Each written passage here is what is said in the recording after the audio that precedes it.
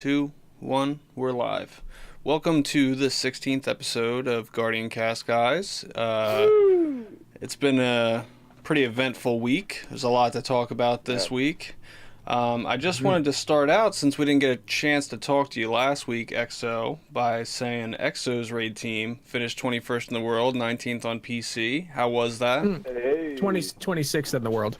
Oh, 26th. Yeah, it's 26th in the world, 19th on PC. Okay. We almost had 25th if I would have just went to the tower when they told me when one person was like going to the tower. We were all freaking out, but we hung out after about for 5 minutes.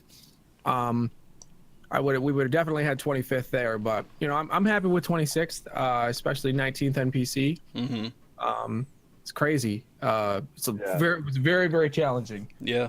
Really happy that it was as challenging as it was too.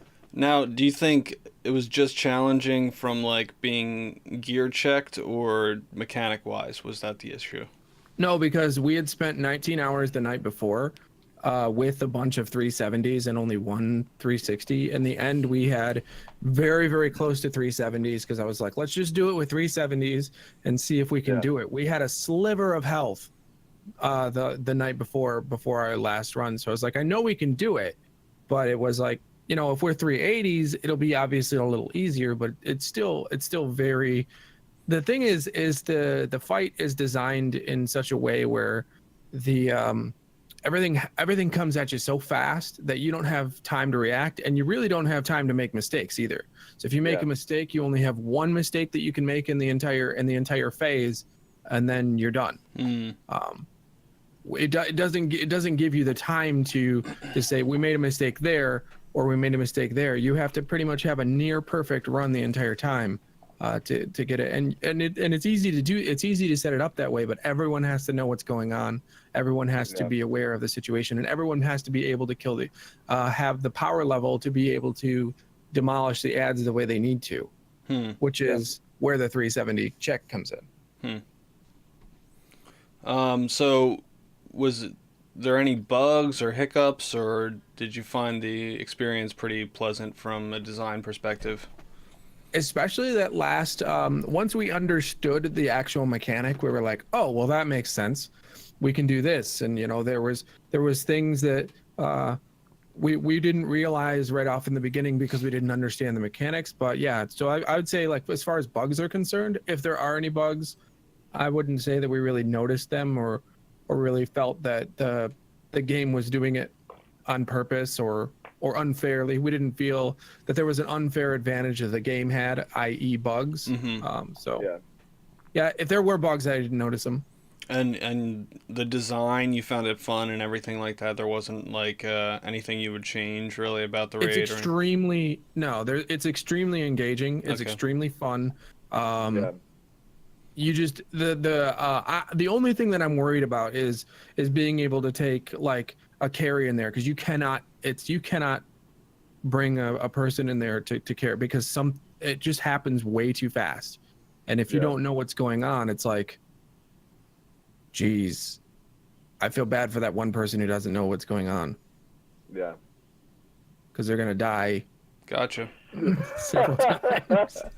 I haven't attempted it yet. I'm gonna wait until I get to a higher light level and there's more people who have it figured out and mastered and all that. But I'm excited. I mean, even the It looks mastery cool. of it's fine.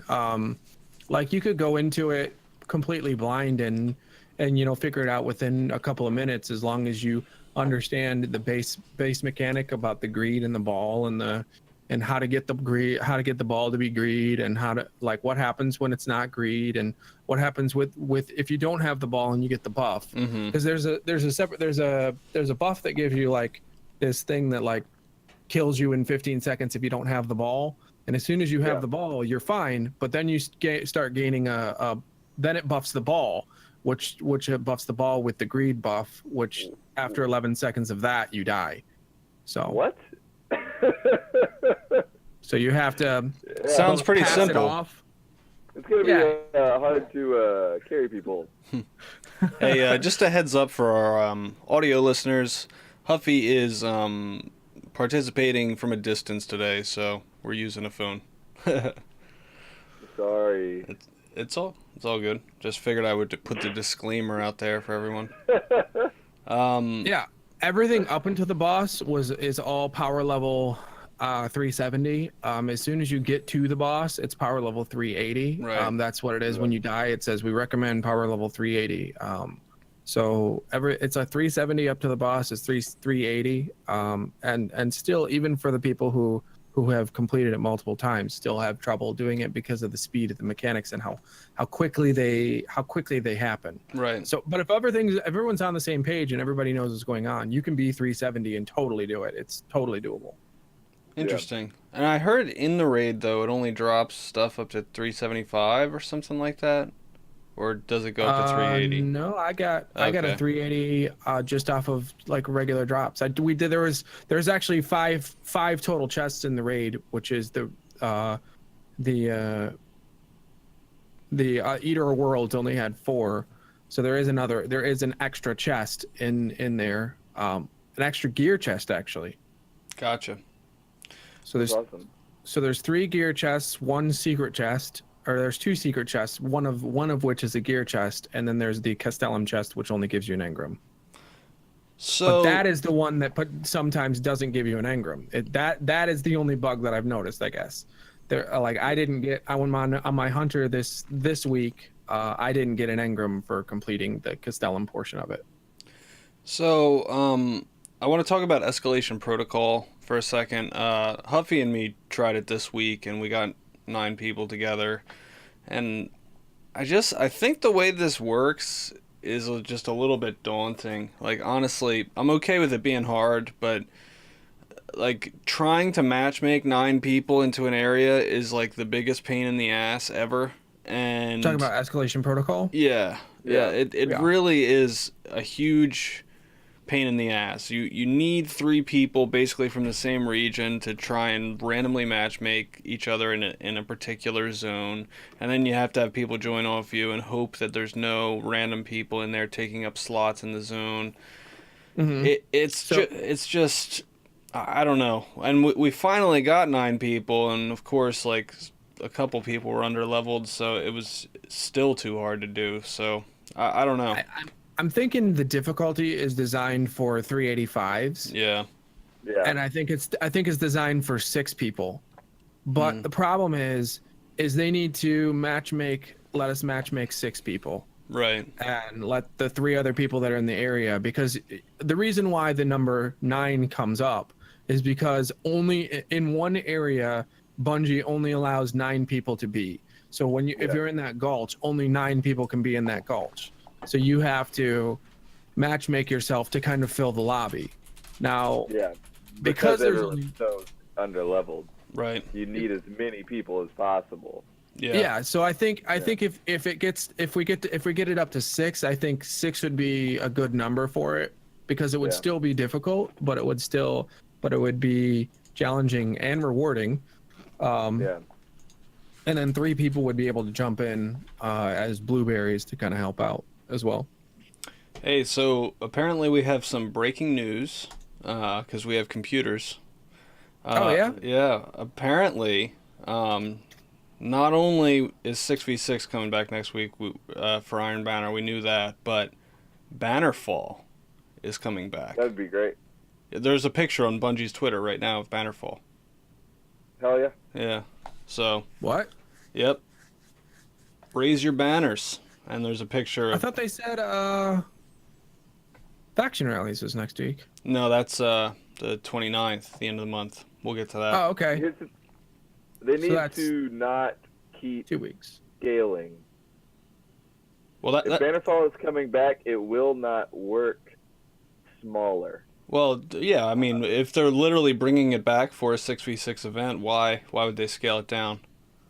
Because every Destiny 1 map has been scaled down so far because of the process that they're using to... Right, but weren't they redesigning them for 4v4? I mean, if they were redesigning Burnout for 4v4, then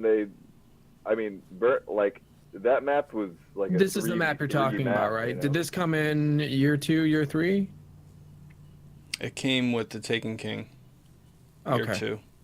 It just needs. It won't work if it's smaller than D1, and so far every D1 map has been smaller than it was in D1. Hmm.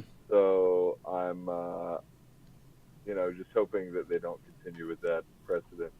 You're worried, is what you're saying. It's really hard to tell from the picture. Like, I'm looking at the picture, but it's like a little bit like distorted and stuff like that. So we'll just have to see. 'Cause you can see two Guardians, but it's like 3 Guardians. There's one. Oh yeah. There's one. It's like, Yeah, you're he right. looks like he's holding on to the Guardian. Yeah, it's. The Guardian's on a stick. I don't know. There's some really weird effect on that picture.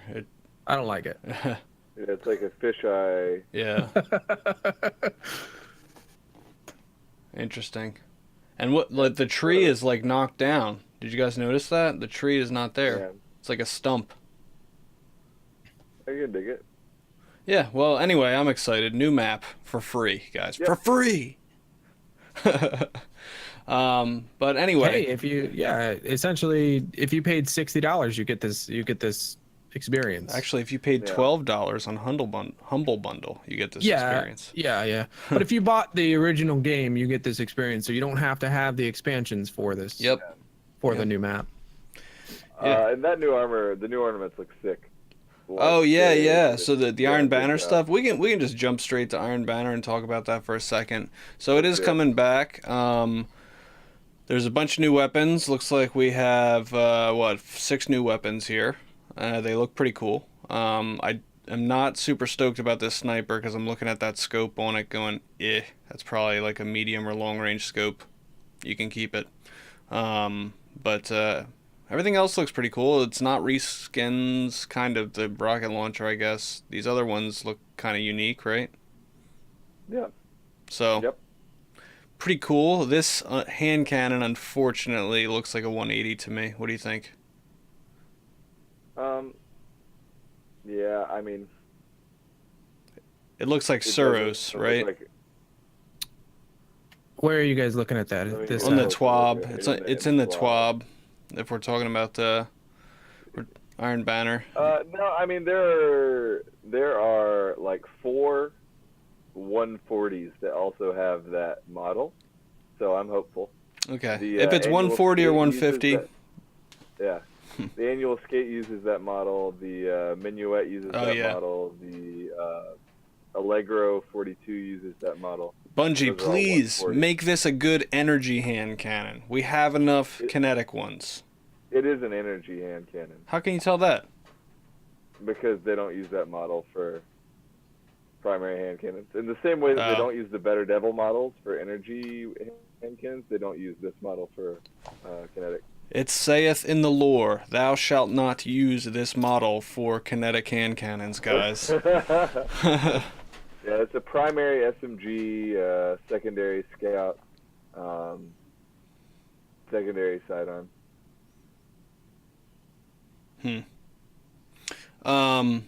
These armor sets look really cool, except for the Titan. The Titan looks really weird. But the Hunter finally got some cool stuff. Look at this. This is awesome. They almost made a cool cape, and then they were like, oh, let's put some fucking wings on it. The wings, yeah. What's up with the wings? I don't know. They ruined it perfectly. Oh, well, the everything else looks cool. Yeah. Especially that shoulder piece. That's where it's at right there. The one shoulder. Oh, yeah. The Hunter looks like he's straight out of Dark Souls. Yeah. Know? The Warlock looks futuristic. The Titan just looks like, I don't know, some medieval torture thing. He looks really weird, the Titan. Yeah, there's some like bondage stuff going on. But he's got like a zipper on his mask and a safe. Oh, okay, I see him now. It was on the Bungie. It's in the TWAB, yeah. Yep. Yeah, so new ornaments to collect, and from what I hear, they're pretty grindy. Is it for the original? Did they say it was for the original gear? We're gonna have to collect new gear. No, you don't have to collect new gear. It's just ornaments. And they have new objectives, and I hear they're pretty hard. So you might not get all of the ornaments this Iron Banner, but we'll see. Yeah, I'm super excited. The armor looks awesome. I'm excited to have a new map. Hell yeah. All right, so back to what we were talking about. That's pretty much all I had to say about Escalation Protocol. We need to be able to matchmake with more people because it's unmanageable right now. I don't even know if I'll get the weapon this week. I didn't get the shotgun last week. Did either of you guys? No, I didn't. Yeah, Nope. and it's an SMG this week. I hear it's similar to the Hero's Burden, so it's pretty good. But yeah, I don't know if I'll get it. I'll make an attempt, I guess. Yeah, that shotgun looked really good. I wanted it, but I just don't have the time to put in a power level right now. Yeah. I don't have the time to get like 370 in a week. Like I am currently a casual, and the whole yeah. Well, yeah. So it's a powerful engram as well, which is important for people who are power leveling super like me. You need a key though, I'm like right? Zeroing. I'm like, oh my god, it's gonna be 385 when I get it. You need a key though, right? Yeah, so what you need to do, how that needs to work is you need to get the key fragments from 7 of them, and then you need to go buy a key from Anna Bray, which you can do once a week. It locks you out once a week, and then you take it to the event starting with wave 1 all the way to wave 7, and it upgrades as you go. So you can't just join a wave 7 and be like, well, I get the loot now. No, you have to go from 1 to 7 all the way, and then but you can get the shotgun this week too, because it's based on a loot lockout system. So you actually from a different boss that would give you the SMG, it could give you the shotgun as well, and it could give you both. You could keep doing it over and over and over and over and over again until you get both this week as well. That's awesome. I love that. The shotgun is ridiculous. It has a perk that I don't know what it's called, but if you punch something before you blast it, it increases the amount of damage that your shotgun does by like 100%. And it's full auto. Yeah. And it's full auto. Yeah. That is I'm glad that they made a quirky PvE specific gun. Yeah. And it drops from a PvE activity. Like, good job. Like, yeah, what you're gonna have to do is have one guy come in with the boop cannon, and then your shotgun has to have void on it. You punch him and then light him up with the full auto. That's gonna do so much damage. Yeah. Yep. So we got a new roadmap, guys, and I'm super excited to say we're getting a surprise update at the end of this month. For once, the roadmap has changed in a positive way, where we get something we weren't expecting. May 29th is going to be the update 1.2.1, and the 3 things we're getting are the faction rallies are returning with whatever improvements that they've done. I'm sure we'll hear about that next week. The Crucible Labs. This is what I'm most excited for. Based on the description... Wait. What are the Crucible Labs? I'm getting into that right now. I'm about to explain that. So, what are the Crucible Labs, right? Crucible Labs will give every player of Destiny 2 access to experimental PvP content. We'll then have a chance to solicit your feedback and guide our final iteration. So it sounds like we're getting the PTR that we've been asking for like ever. At least in part, right? At least in part. I'm sure it's Bungie, so you never get what you actually think it is. It's always something less than that. Just put your expectations there. But Hex came into my stream and he's like, we're gonna get to the faction rally stuff in a minute. Hex came into my stream. He's like, we're not getting a PTR. It's gonna be a playlist where you can game test new Crucible modes. I'm like, I'm gonna lose my mind. Don't tell me that.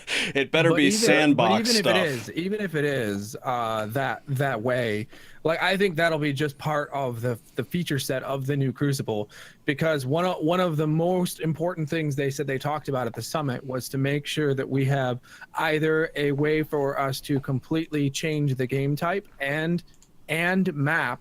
They want to be able to vote on the maps. That's at the very least, they want to be able to vote on the maps and the game type before it begins. So, like every other game in 2018. There's a reason they didn't do that, though, because when you can vote on the maps, unfortunately, usually people gravitate towards the same map and mode over and over and over again. Like, in Halo 3, everybody wanted Guardian. In Halo 2, everybody wanted Lockout, and that's all you ever played. you know. Yeah, but I mean, I think what they're gonna do is either they're gonna do map and game mode, so you're gonna be like, oh, it's survival on this, or it's countdown on this. Mm-hmm. That would be nice. You know, Like it'd be like that, or it won't give you both freedom to decide what it is. Right. It'll only give you the map. So it's a veto system, pretty much. Yeah. Pretty much. I think we're just gonna have to wait and see. It's hard to like speculate about like what exactly they're gonna give us as far as that and the Crucible Labs. I think that on a base level, they're gonna start us off with like trying out new game modes and stuff. I think that like maybe that new doubles is something that we would have previewed. The new non. I think it has to be on a separate client, though. Like, if they're going to actually tweak the sandbox at all in terms of, time to kill, if they want to be able to experiment with that, it can't just be a playlist in the game. They have to have a separate client for it. They're not going to do that. There's no way. Well, I don't really think that, because they would have to duplicate, like, all of the game files for those weapons and stuff like that to be able to test anything important at all inside the game. And then you'd have file size like twice as big. Well, I think that's that's part of why it's so sandbox oriented. Well, I mean, that really ruins everything. That's the whole point of this, in my opinion. Well, what do you think the Crucible Labs is there to do, Huffy? Test out new game modes and ideas, stuff like 6v6, maybe Rips coming back, to try out like things that you can edit in game, like movement speed, things that you can edit in game, like health values. I doubt that there will be like. What if the update was big enough to allow for them to start to do stuff like that, like weapon damage on a certain weapon, or super damage, or like speed on a certain class when they're in their super? But keep in mind, every time they want to tweak something about Crucible Labs, if it's not on a separate client, they have to patch the whole game. Yeah, so if they want to like test out like weapon TTK and stuff, they're just going to have like, it would just be through like test weapons, like Banshee style. Like there's no way that you could bring yourself into a Crucible Labs experience if they wanted to test TTK, like weapon stuff. Like if that stuff is something that we're playtesting in Crucible Labs, it's going to be like Banshee style test weapons, like 140s that do more damage or whatever. Like there's no way that items are going to be able to transfer between the two worlds. Okay, that makes sense. I forgot about the Banshee test weapons. They were always so bad.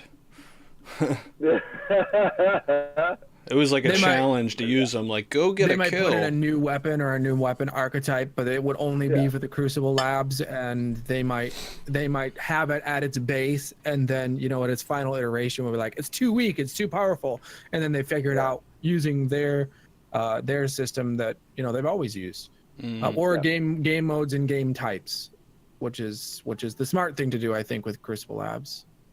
It could be the framework could be moving over to a client side or server side as well. A lot of games have a server side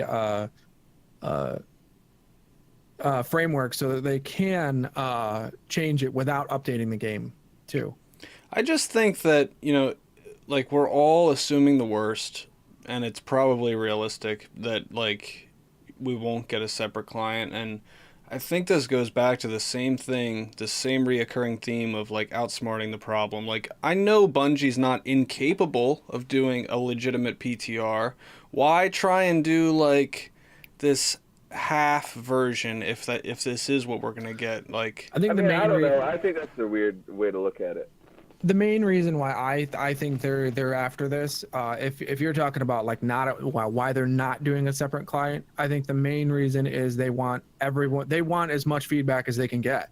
And just so we're clear, we have no confirmation on exactly what we're just speculating about. What realistically though, if it is a second client, it's going to drastically reduce the amount of people who are involved with it. Yeah, and like because it's extra work that people have to do. If it's not in the game, they're not going to do it. Yeah, and I think what you guys are gleaning into is that they said they want to give every player access, right? That's what it says. Yeah. Every player. That's what So. And I think it's unrealistic to expect a separate client PTR. You mean like every other game has? It's unrealistic to expect something every other serious AAA title has? I think that saying every serious AAA title is like a bit of an overstatement. I think you're thinking about like shooters, thinking about Overwatch, and you're thinking about CS. Hack says it depends how customizable the Crucible settings are. I mean, Halo stuff, we had very in-depth stuff, so I imagine they'd have much more control than that. So a game that pops out in my mind as having a complete server-side framework is, and I know a lot of people didn't play the multiplayer for it, but Uncharted 4 has and Uncharted 3, all the way back to Uncharted 3 as well. They have a complete server-side framework where they can change even the weapon of a gun, of a single gun in the framework without actually having to update the game. Yeah. I mean, there's a lot of stuff that we could do. We could speculate about this all day, but like as far as like stuff that like we know that we're getting on May 29th, super excited about this.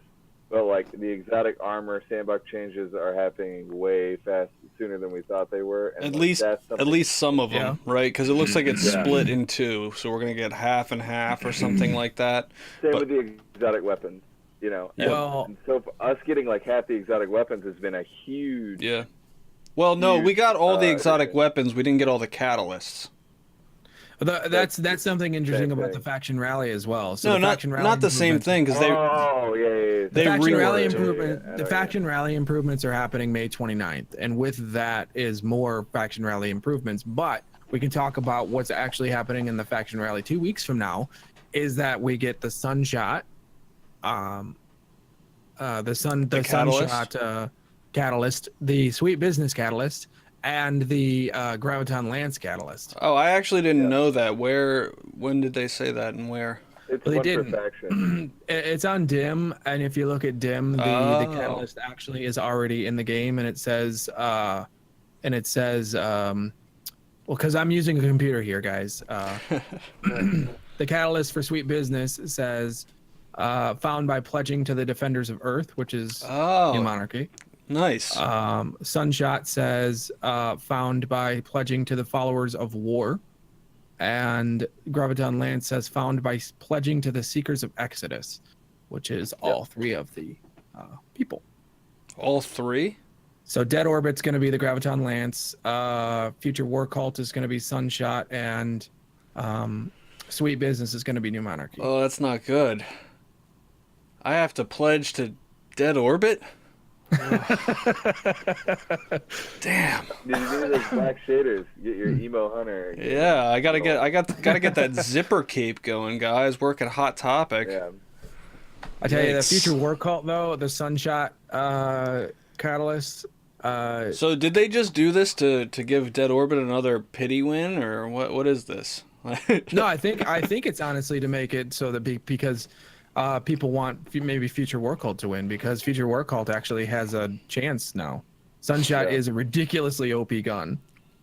I wouldn't say that. At least in PvE. It's great. I mean, it's fantastic in PvE. I wouldn't say ridiculously OP though. I mean, it's really good. Really good. Yeah. The explosion is huge now, and yeah, I am praying to God that recoil gets fixed with the catalyst, because it sucks. I hate using that weapon because it has recoil direction on the catalyst, doesn't it? I have no idea. I can't remember. We know what they're gonna be. Yeah, they're data mined. I did look at them, but I can't remember if that gets addressed in there. It's range, I think, right? Range and something. If it's range, not PvP, but it's a great PvE weapon. Sunshot is 30 range, 20 stability. Perfect. Yeah. Stability is not the same stat as recoil direction, but we'll see if that gets affected underneath it. It does affect it. Yeah. But they can tweak them separately, so it might not be displaying I know. recoil direction, but it might still be affected. We'll see. The Graviton Lance is 20 range and a hidden hand perk. Mm-hmm. Yeah, the hidden hand perk. So I'm curious to see, like, I really hope that they have this set up if they're gonna reincorporate Hidden Hand as a perk in the game. They do. I know what you're gonna say, and they do. Yeah, I just hope it affects mouse and keyboard in a certain way so that you can have bigger hitboxes. Otherwise, it's a pointless perk for us, basically. It will. It always did. Sweet Business is the serious business perk, which greatly reduces view flinch while when it's fully spun up. So not always, like for primary weapons it has, but if you look at something like a sniper, Hidden Hand hasn't affected the hitbox. It only affects how much it slows down over top of somebody. Yeah. No bullet magnetism. But like on the IS Luna, yeah, which like a primary weapon, it affected hitbox dramatically. Right. So I'm expecting the same for Graviton Lance. Right. I'm really excited about the Triumphs. I know that I'm kind of like jumping, but like year one Triumphs. Yeah, we can move on to July. Are we moving into the July update right now? Yeah, let's move to July because I think that pretty much wraps up May 29th. We're excited. Yeah, because we know that by July we'll have all the armor sandbox changes. We know that some of them are going to be really difficult to do in May, and then in July we're going to get even more exotic sandbox changes. Well, so it should be all of them. I'm wondering, Exo, if before we move on with the faction rally specific catalysts, if hopefully the trigger for those catalysts will be a little bit more predictable, because since you only have a limited time to obtain them, you would think there'd be a set way of doing it and not just like, hey, maybe during this week randomly I'll get it. I think with it from pledging. Right. Oh, okay. I think it might be either from pledging, or it might be like they're like the regular vendor and you have to decrypt 10 engrams to buy it or something like that, you know. Like it might offer, like it might be in one of those engrams, but it probably won't be in the engram. It'll just be like decrypt 20 engrams and you'll get it. Gotcha.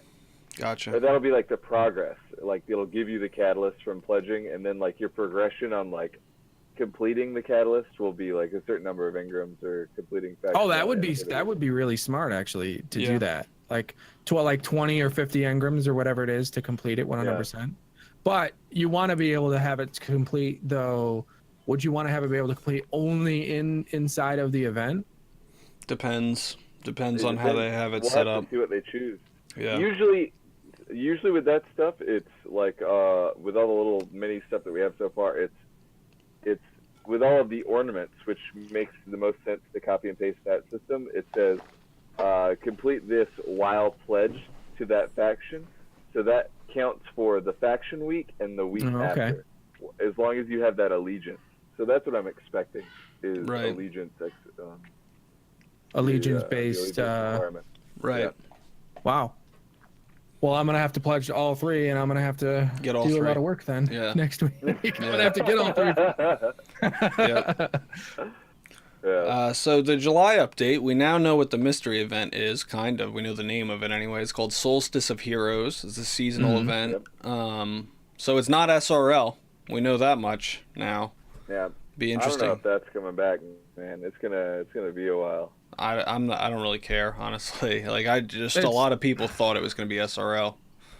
Yeah. I know people are looking forward to Sparrow Racing, but I don't know. It's when it comes in though, you'll just be like, it's in there. I mean, I can do it. It's there. Yeah. But you won't be like, oh, thank you for adding so much PvE into this game. I can't believe. Well, the thing with Sparrow Racing is like, it's fun for a couple games for me, but with the way the game is set up now to be a grindy game, I would not want to sit there and do 100 Sparrow Racing matches to get something. Yeah. You know? Well, the thing is, like, Sparrow Racing, I don't think that's on their priority list anymore. It made sense for Destiny 2 at launch. I'm surprised they didn't have it, because what Sparrow Racing really was a console ultra casual experience. Yeah. For like younger players and people who were not very good at PvP to have something to do outside of the normal PvE activities. It was just like an ultra casual experience that allowed people to like have fun and match their friends and make wagers and whatever. And like since that's not the direction that's not really the market that they're trying to sell right now, I don't think that we'll see it for the foreseeable future. Good point. So the bounties, we already knew about the bounties. That was on the roadmap before. The raid layer prestige modes are back on the map. It's going to be in July. Thank God. I mean, they just like took it off the map and didn't say anything. They took it off the about map, it. didn't talk about it, and didn't do anything. It felt like they used the ornaments for the first raid layer to make the second raid layer armor. Yeah, that's what it feels like, because it's so similar, but I don't know. And the raid layer prestige finally coming out, probably going to be a staggered event. Probably going to be raid layer prestige 1, and then a couple weeks later 2. I can't imagine that they have both of them in there. No, I think that it'll be. You remember they said they were going to have a featured one each week. Featured prestige mode each week, so it'll. Yeah, okay. So they might just do that. Have it be like the featured raid layer prestige, like raid layer 1, raid layer 2. I don't know if they're gonna stick with the loadout thing. Like, we haven't heard anything about that in forever. Yeah. They were like, it's gonna be loadouts. It's gonna be awesome. It's gonna be in May, and then they're like, nix it. Yeah. And then we didn't hear. Right, we didn't hear about it forever. So. We already knew about the PC clan text chat. That's good.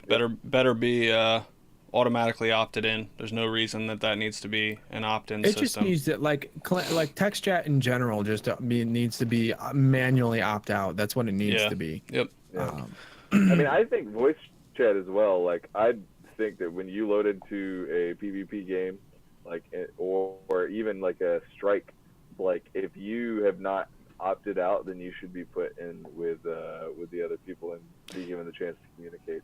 Yeah, so like I was on Twitter, and there was this girl who was like making an argument basically about, you know, bullying and stuff like that, and saying why text and voice chat should be manually opt in, and she was making the argument for that. And then Christopher Barrett jumped in on the thread, cherry-picked some toxic piece of garbage out of the comments and was like, thanks for proving our point. I'm like, that's a little self-righteous, man. Like, to just go in there and find like the worst possible human being, you know, like, I don't... Wait, the reason why they don't have manually opt-in? Yeah. The reason that it's not manually opt out. Right. The reason why it's not manually opt out. Right. Yeah, so I don't know. Like, I didn't like that. I just kind of was like, I think you can always find something like that. That's not evidence. You can. It's the internet. The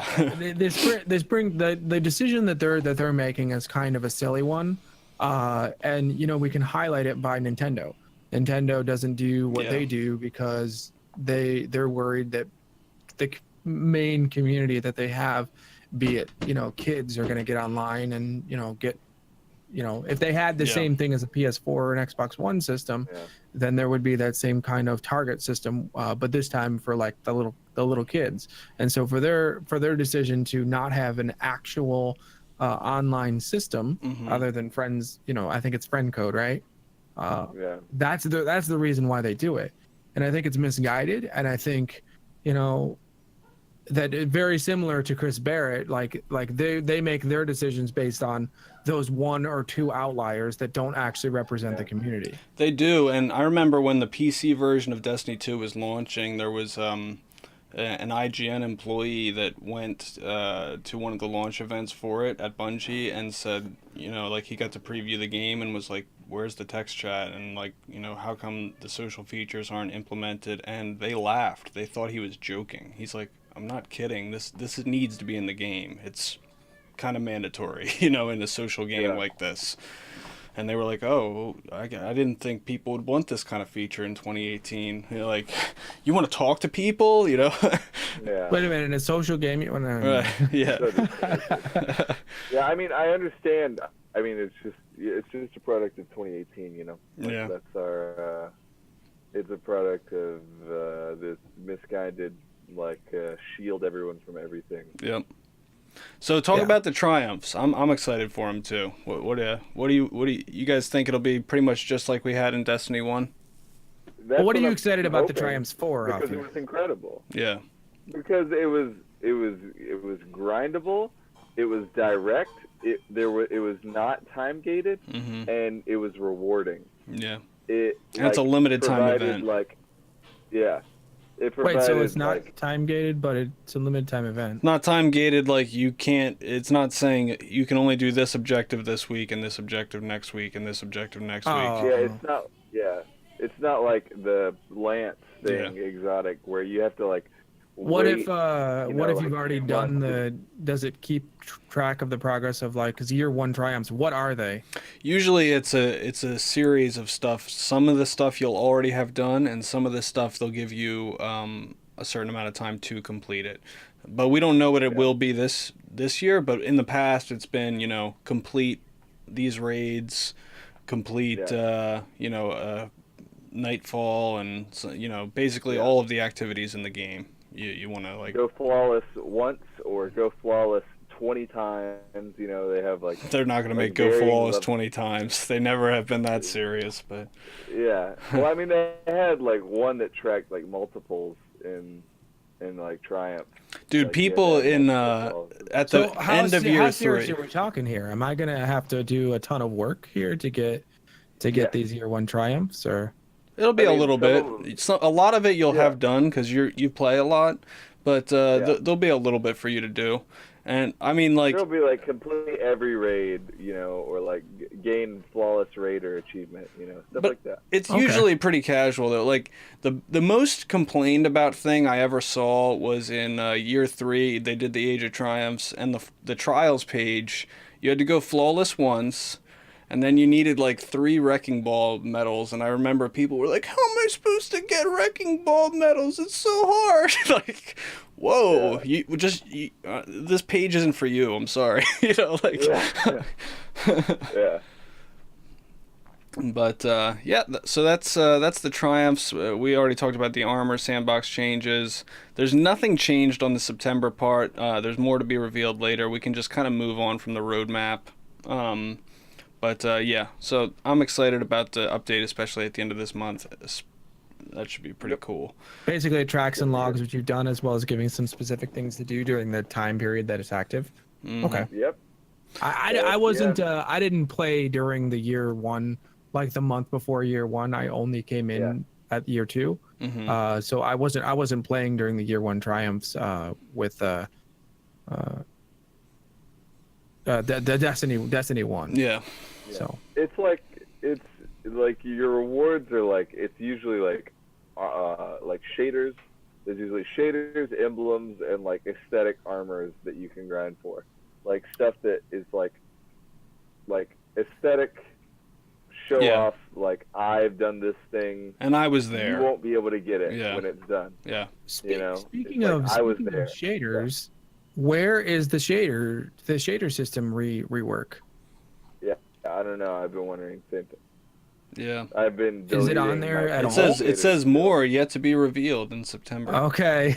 Oh my god. I think there might be a way to do it through the companion now, to delete multiple. I don't really know. No, I'm not talking about deleting the shaders. I'm talking about their full rework of shaders, where they talk. This was months ago, where they said the future of the shader system is to both allow for the person to not have to worry about how many shaders they have, and also be able to shade every piece of gear. And the reason why they didn't go with a Destiny 1 system was because because the new system allows you to shade multiple different sets of gear. Yeah. Pieces. Yeah. They had to push that into the rug. It used to be in the September thing on the roadmap a long time ago, and it's not there anymore. I think it was just when they mentioned it the first time. They had to push it out. It's a lofty goal. Anyway.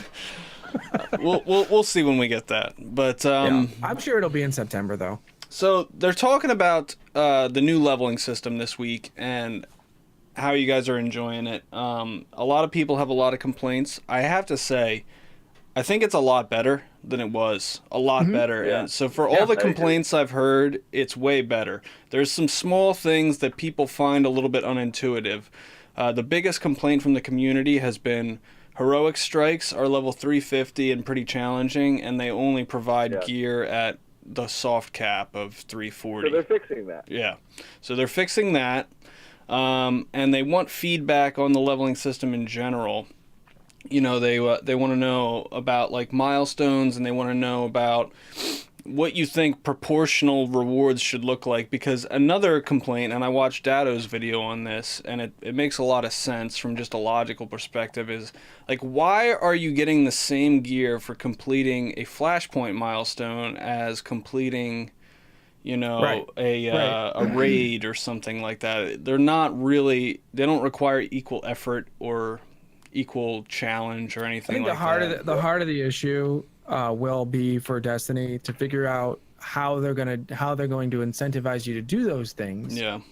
Without without it being gear. The way the gear system needs to work is like every other game. If you play it enough, you'll get to the hard cap, but you won't get there quickly. You'll get there very slowly. It'll take a lot of time. Yeah. Like for the hardcore player, they might be able to do it in 1 week or 2 weeks. They should be able to do it in 2 weeks. 3 weeks max. But for the person who plays it, this is a 4-month ordeal.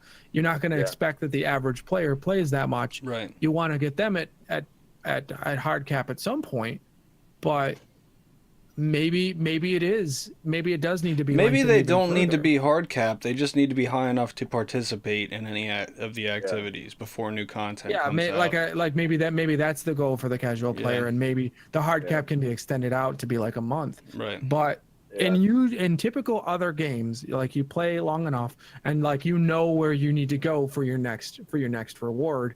Because a boss drops a certain item that you need for it to be a higher item level than what you have now. So you're like, well, I can do that over and over and over and over and over and over and over again to try to get that piece. And that's what I think the problem with this system is. The milestones are okay, but it makes me feel like when I finish the milestones, like I have fun playing PvP, but if I didn't, I would be like, why even log in? Like I can't achieve anything for the rest of the week. Well, it doesn't make any sense. They should allow you to keep playing if you want to keep playing. Luckily there's escalation protocols for that, but that's like the only place that you can still get rewards after you finish. And you need a key, so you can't really get like a key, so many keys per week. But you can only get 1 key per week. So like the other thing is, but that only unlocks. But hold on, that only unlocks the class item though. Yeah. So that you still can farm the shotgun and snap. Like if you opened up your thing, the boss is what drops the thing, and he drops it every single time potentially. So another thing I'm a little confused about, and I don't know if this just they didn't predict how this was going to play out, but when they were presenting these changes that are implemented right now to the progression system, they said it'll take the most hardcore players about a month to hit max level. Not true. I mean, it took just over a week, basically. But it was much harder. Yeah, it was much harder, no doubt. But that's a fourth of the time that they said it was going to take. Now, for somebody like me, I'm only I'm 362, so it's going about the pace that they said it was going to go. But I'm not doing all 3 raids. Like I haven't been doing all 3 raids. I didn't do all 3 raids last week. I min-maxed a lot harder this time around to have to get where I did. Yeah. So yeah, I mean it definitely took a lot more work to get there, because at the first week, like I didn't do the 3 raids. I wasn't leaving the tower to go decrypt my engram and then make sure that all my stuff was power level capped when I did it. Yeah. Like I just played the game and got there eventually. Exactly. Yeah. But I think we're on opposite ends of the spectrum this time, Exo, because you've been min-maxing, grinding PvE. You did the raid. I've been playing the PvE content. I did the campaign. I've grinded a lot of the stuff, but I've spent the vast majority of my time in PvP since the update. So it's interesting to get the other perspective. PvP. Although trials are this weekend, so you'll be able to do trials maybe, and then get four upgrades, 4 guaranteed power level upgrades. So that's the only reason people are still playing trials, I guess, pretty much. Yeah. For the power level we thought though, what did we think? We thought it was nobody would touch trials, right? Yeah. I mean, I didn't touch it last week, but I mean, for now they're going to touch it for the power level upgrades, right? And, maybe for the SMG, but unless they add some more stuff. Yeah. It's just for aesthetics. Yeah. For the first time, I'm kind of experiencing this, because right now I'm in the studio right now. I'm busy making a record, and I'm really experiencing Destiny to casually. I'm logging in for a couple hours every other day. Mm-hmm. And right now, my experience with the game is overwhelmingly positive. Like I log in and there's like so much stuff to do Mhm. every day, and there's so much stuff that I don't know what's going on, and I'm exploring, and it's like there's so much content for like the people who are just like logging in a little. It's like they really knocked the ball out of the park. So, if you guys are I'm all right, 347. yeah. If you guys are all right with it, I want to move on to the Crucible because I have a lot of stuff I want to talk about here. Okay, I got a couple more minutes, so. Okay. Like which, All right. So number one, somebody hit Legend already in Glory, which is unbelievable. It happened on PS4. There was a Q&A this week about the Glory system. Me and Huffy had a long-winded debate about this last week on the podcast, about how the matchmaking system works, and basically they confirmed this week in this Q&A right here that they're using internal skill metrics to match people. ELO. Right. So it's not just connection based. We weren't sure last week if it was random, the disparity, but it's ELO, and the glory number is not associated with the skill number basically. Okay. So basically, like I tweeted at Derek Carroll, and I put the link in here, and I'll drop it in chat. But I had like a long back and forth with him about this on Twitter, and it actually was super positive. Like, I think he totally saw my point of view, and he was kind of like, just it'll level itself out by the end. He said, you're right now that in the beginning there's this huge disparity. It doesn't seem like the ranks really reflect skill like they should, but it'll be better later in the season. I'm willing to give that a chance, but I really think it's a problem. It's been even worse for me. Like I went on a 10-game winning streak the other day, which was awesome, and then I matched a group of 3800s at level 450, and I'm like, now we're talking about 3,000 plus rank disparity. I mean, at some point there has to be some exclusion criteria from this. You know what I mean? It's just because it feels bad as soon as I match them, because I look at this match and say, I only stand to lose from this. Even if I can pull off a miracle win, I get 20 points for this win, disregarding the streak. And, the same loss as if I lost to a bad team or won against a bad team. It makes no sense. Yeah. That part, at least. If you guys want to do this ELO hidden matchmaking system, you need to make it where I can at least win more for beating a team like that, and they take a steeper loss, I think. Yeah, I agree. Heck says this is why most ranked modes and games have placement systems. Yeah. So if you're first place, second place, third place, fourth place. They're like, they just place you in like Grandmaster or Master or. So I threw that Twitter link in chat if you guys are interested in seeing what he had to say. The status of that. Here, I'll toss that as well. So that was a conversation that you had with the PvP Derek Carroll, who is the PvP lead of Destiny 2. Right. So, another hot topic this week has been this radar, and I wanted to get your take on this, Huffy, because there's been multiple like big voices in the community sounding off about the no radar in the competitive playlist, and making videos about it. Well, some people don't like it, and some people really like it. So Slayer Age made a 15-minute video. I watched the whole thing outlining why he thinks it's a terrible system for a competitive playlist. Went into audio cues, said how it doesn't really fit Destiny, and that it rewards basically luck and chance. And then Cammy Cakes kind of made like this checklist. I don't know if you guys saw it, about how to play comp with no radar and how he manages it, and he thinks it's a really positive thing. So yeah, I just was wondering, how do you feel about it? Yeah, I think that it changes the pace of the game, and I think that there is a like very large skill gap that is created when you are saying like, oh, I'm deciding to play in a way that grants me a higher percentage of success with no radar. Like there's some very specific things that go into that, and it really requires coordination, and it really requires some prior planning, and it really requires a lot of experiential knowledge. And I think that those are all positives. I think the main people that think the main people that are like up in arms about radar don't just want radar back in comp. Right. They want it back in trials, any game mode that any non-quick play game mode. And so I don't know. I think which system do you like better? No radar or radar? I prefer radar. Yeah. But you don't hate it. I don't hate it. It's different. Yeah. I think that Destiny was built around radar, and I think it's an important feature. But honestly, like if they wanted to commit to the no radar thing, the system works fine, and it's a slower pace. Games move at a slower pace.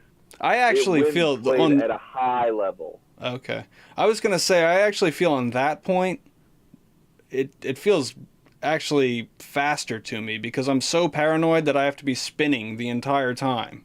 Yeah. You know what I mean? But as far as rotations happen much slower. Yeah. If you're making them well and with your team and while focusing on adjacency, because you basically have to pull the adjacency of your fire team across the map without breaking that.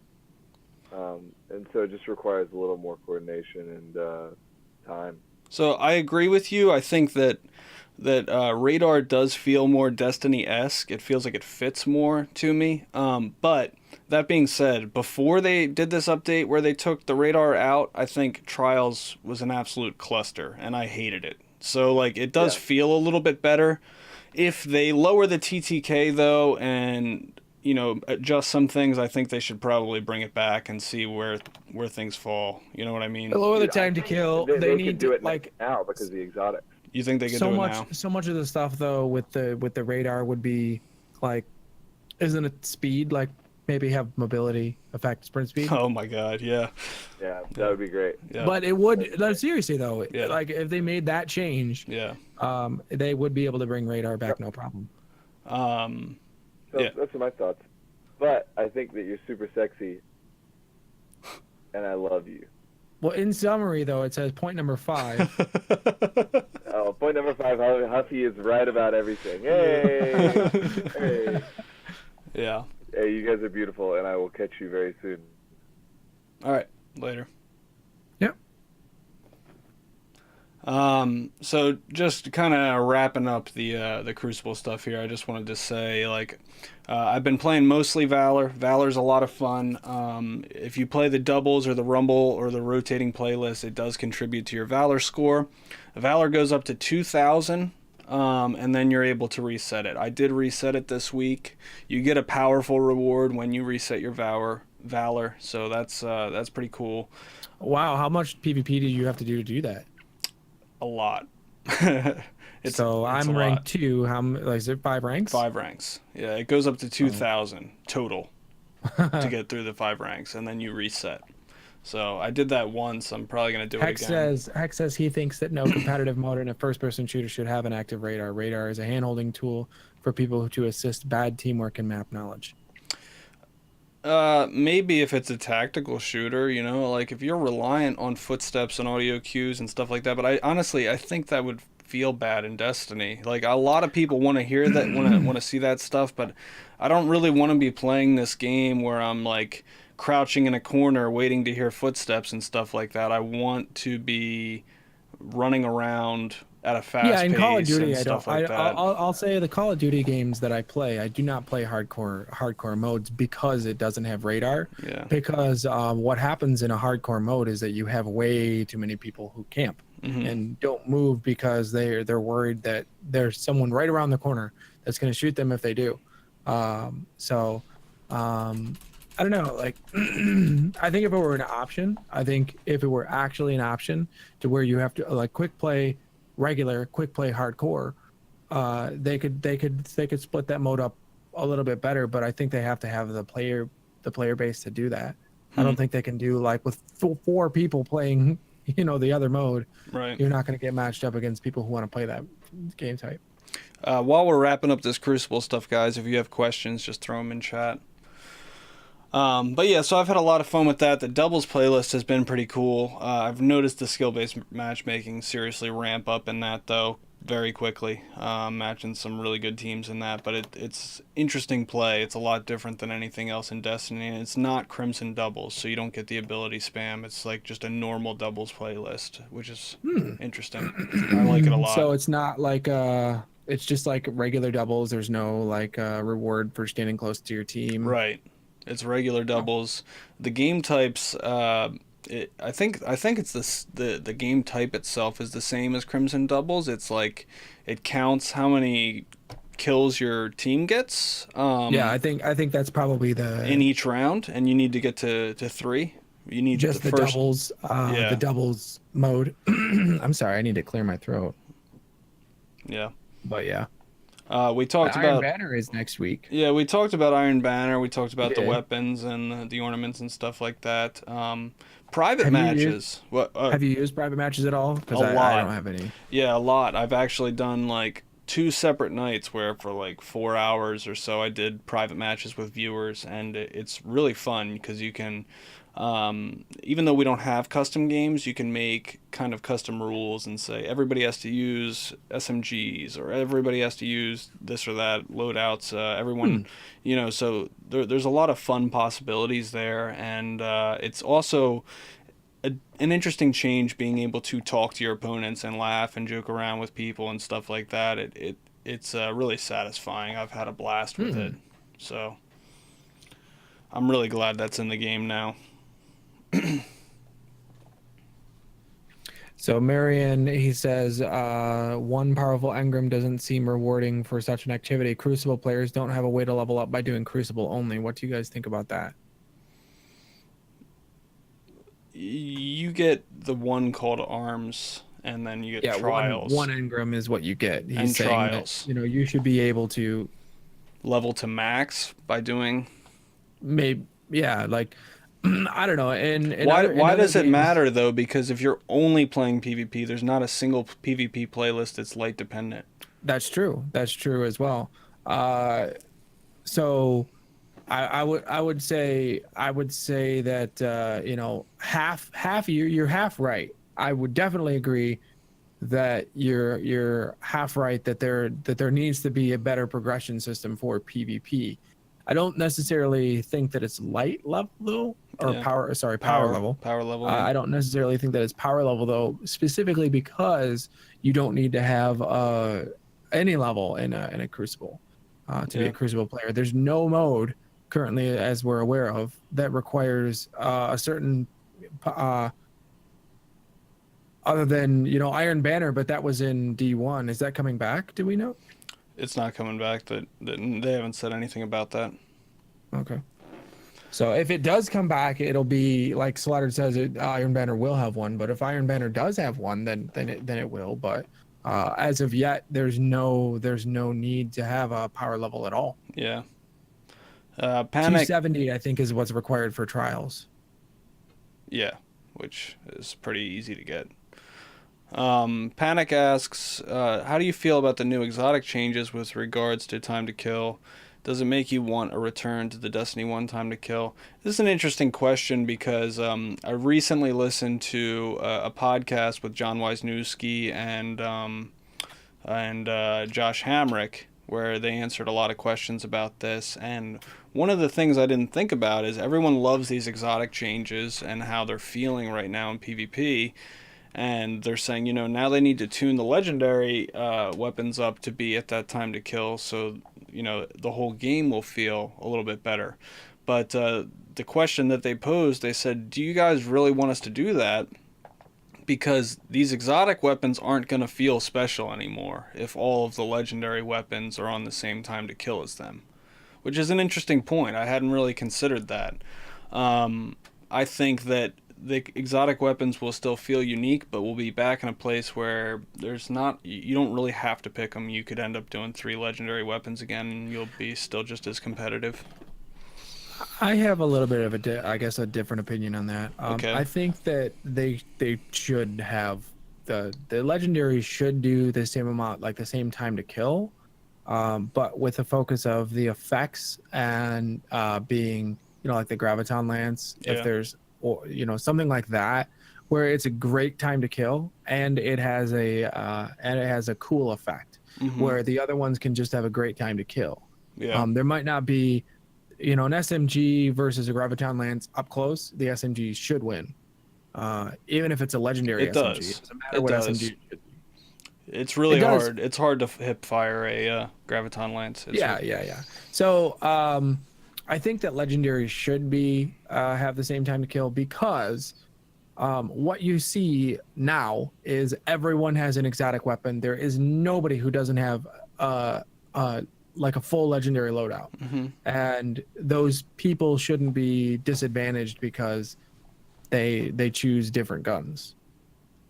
I disagree a little bit. Like I don't want like exotics to be incredibly overpowered to where you have to use them, but at the same time, I choose exotics based on utility, not based on some visual effect or something like that. Hex says exotics. I agree with that. Hex said exotics should be exotic because of what they do, not so much how much damage they do. So legendary should be higher.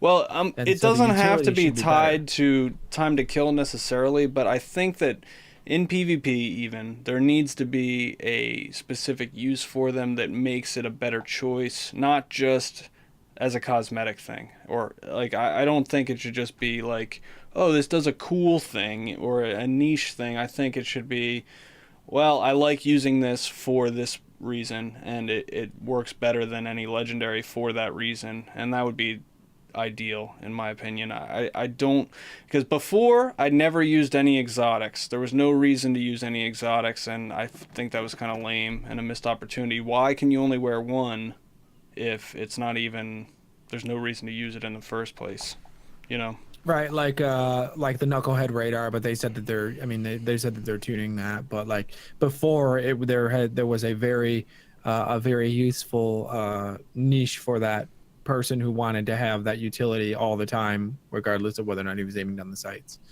of any weapon, not just having the Mida, but like with all weapons. So like you're talking about like the utility, like the armor should have the utility, I think, and the weapon should have the aggressive utility, like the Graviton Lance. Perfect example, Sunshot Graviton Lance. Yeah. Where they have explosions or some similar thing. Exactly. The colony has, the colonies, bullets will find you. So it's fine if legendary pulse rifles start 3-tapping like the Graviton Lance does, but the Graviton Lance has the explosion. That's basically what I want, that kind of a trade-off. You know what I mean? So the Graviton Lance is objectively better, but it's not necessarily a time to kill thing. It just has an added benefit to it. Right. So that's basically how I feel about that. That'll be. Yeah, Panic says last word was good because of its time to kill and hipfire trait. Trait had a skill gap to utilize. That's why people used it. Yeah, but people also used it because it was broken. Like you could ADS and get 111 to the head. It was actually bugged. So I don't want to go back to that ridiculous of a time to kill. That felt so bad. You were dying in 10 frames sometimes. It was awful. But I do think that exotics should have some utility, is all I'm saying. Well, so I think the it should go hand in hand. Like the weapon should have more like an aggressive utility, and then the armor should have the utility, so that there can be more synergy between the exotic weapon and the exotic armor. Right. So if they're like, not just if you have Sturm and Drang. What I'm talking about is if you like some exotic synergy together to make their more utility. Like if you had the Mida and the Knucklehead radar, let's say, it would do something else. Yeah, synergistic effects. That'd be pretty cool if they had it between the armor and the you could really build some interesting loadouts around that. Right, and so like how whatever it would do, like let's say for example you're a Titan and you use Lion Rampants or you use whatever. So you use Lion Rampants and your exotic is Vigilance Wing. So the Lion Rampants and Vigilance Wing work together this way, but if you chose Graviton Lance, it would work this way. If you chose Legend of Acreus, it would do something else. Like every exotic would do something else with another exotic. I think that would be pretty neat. Absolutely. Do you have any other questions? No other questions, no. Okay, me either. Thanks everybody for coming. Don't forget, to submit any ideas you have for the podcast to us. We'll take a look at them all. And we're just trying to make this a better experience each and every week. But here's a reminder, guys, we need your help. We need to grow this community and fan base, and if you could promote this podcast by telling your friends and family and anyone who plays Destiny and you think would be interested in this about it. It's really accessible now. It's on Google Play, it's on iTunes, it's on Podbean, it's on YouTube, and we do it live on Twitch, obviously, every Friday at 4 p.m. Eastern Time. So we really appreciate all your help. What if they're watching this on YouTube, though? Like, what if they're watching this on YouTube right now? They're not, though. Because it's not on YouTube right now. No, but I mean, like right now. Like right when they're watching it right now. Oh, yeah. Like right now, like when they're watching it right now. Not like right now. Right. Not when it was recorded, right? Yeah. So, yeah, if you're watching this on YouTube right now, also you should tell your friends and family and whoever, But make sure to comment as well on YouTube, because we read those comments as well. Yeah, we read all the comments. Positive ratings are appreciated, all that good stuff. Because they can see this, because it's YouTube, so you can see this. For our audio listeners, we're doing a thumbs up. Thumbs up. Really appreciate all you guys hanging out and everything like that. And yeah, we'll see you next week. I'm Recked. You can find me at twitch.tv/Recked. I'm RECKED_UM. You can find me on Twitter at twitter.com/Recked. I'm RECKEDUM. Do you have these things in the description below? Like who's... I do. Okay. Yeah, so I'm Exofury, as you know, as you can see on the thing. So perfect. I'll see you guys next week. Yep.